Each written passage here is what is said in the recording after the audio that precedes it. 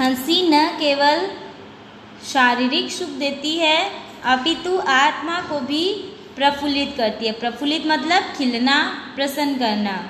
यदि आपका कोई दिन बिना हंसे गुजर जाए तो समझिए वह दिन नीरस ही चला गया। नीरस मतलब बिना रस का। लोगों की मूर्खताओं पर हंसना रोने से भला है। एडिसन कहता है कि बुद्धिमानी में आकर संसार को हंसी जैसी उत्तम वस्तु को खो न देना चाहिए। हंसी से बढ़कर संसार में क्या है। मेलबोर्न के डॉक्टर A.W. कोल ने डॉक्टरी पर एक पुस्तक लिखी है। उसकी पुस्तक में यह सब बातें यूरोप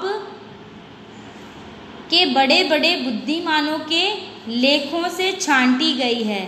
इस विषय में वह एक कहानी लिखता है। एक डॉक्टर अपने मित्रों सहित पहाड़ पर घूम रहा था। एक चट्टान पर उसे एक कौवे का घोंसला दिखाई दिया। डॉक्टर ने कहा, आओ सब दौड़ो, देखें पहले उस घोंसले के पास कौन पहुंचता है। सब दौड़े। एक आदमी इतना तेज दौड़ा कि हांफकर बैठ गया। जब सब जमा हुए तो इतना हंसे कि सबके पेट फूल गए। जब इन मित्रों को हंसना होता तो उस घोंसले की कहानी को फिर दोहराते। कई साल पीछे उनमें से एक मित्र बीमार हो गया। मरने को था कि उस डॉक्टर को खबर हुई। वह गया।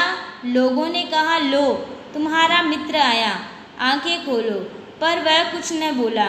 तब डॉक्टर ने जोर जोर से कौवे के घोंसले की कहानी सुनाई। कहानी सुनकर बीमार हंसा, यहाँ तक कि वह अच्छा हो गया। उसी हंसी को मनुष्य जीवन के साथ लगाए रखने के लिए हमारे पूर्वजों ने होली का त्योहार मनाने की प्रथा रखी होगी। होली के बहाने से अब भी हम कुछ हंस लेते हैं। संसार में दुख और उदासी अधिक है। उस दुख और उदासी को दबाकर एक बार मनुष्य को हंसाना और प्रसन्न करना ही होली का उद्देश्य है। इसी से जानो कि होली हमारे जीवन की कैसी प्यारी सौगात है। तो लेखक क्या कहता है कि हंसी जो है वो सिर्फ हमें शारीरिक सुख नहीं देती है बल्कि हमारी आत्मा को भी खुश कर देती है। अगर आप किसी दिन बिना हंसे रह जाओ तो समझ लेना आज आपने अपना दिन खराब कर लिया है। तो लोगों की मूर्खताओं पर हंसते हो ना तो वो रोने से बहुत अच्छा है। मेलबोर्न के डॉक्टर जो हैं उन्होंने एक पुस्तक लिखी थी। उस पुस्तक में उन्होंने क्या किया, यूरोप के जितने भी बड़े बड़े बुद्धिमानों ने लेख लिखे थे उनमें से छांट छांट कर लिखी और इस विषय पर वे एक कहानी लिखते हैं।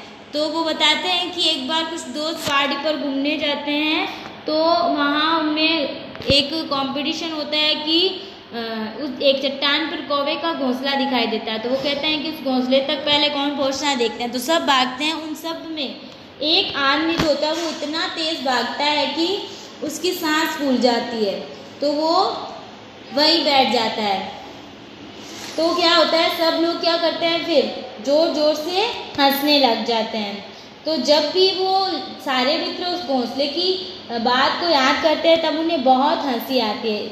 कुछ सालों के बाद उन्हें पता चलता है कि उनका एक जो मित्र है वो बीमार हो गया और हो सकता है कि वो मर भी जाए।